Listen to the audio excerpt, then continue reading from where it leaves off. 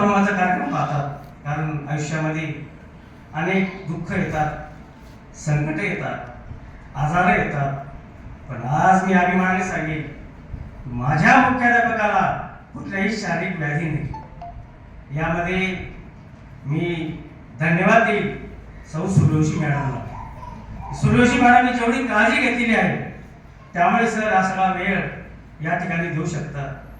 Sir चांदवडला राहत होते. थोडासा विचारही होत होता की सर चांदवड ते लखमापूर जवळपास 45-46 किलोमीटरचं अंतर येतं, पण सरांनी कधी शाळेत येण्यासाठी उशीर केला नाही आणि घरी जाण्यासाठी कधी घाई केली नाही. हे सरांमधलं विशेष. सरांनी एक गोष्ट, सरांचा एक उद्देश होता. छत्रपती शिवाजी महाराजांनी जे काही धोरण बाळगलं होतं की रयतेस पोटास लावणे आहे, सरांचं धोरण होतं. प्रत्येक विद्यार्थ्याला हाताला काम मिळेल असं शिक्षण आपल्याला त्याला द्यायचं आहे. हे धोरण सरांनी शाळेत राबवलं.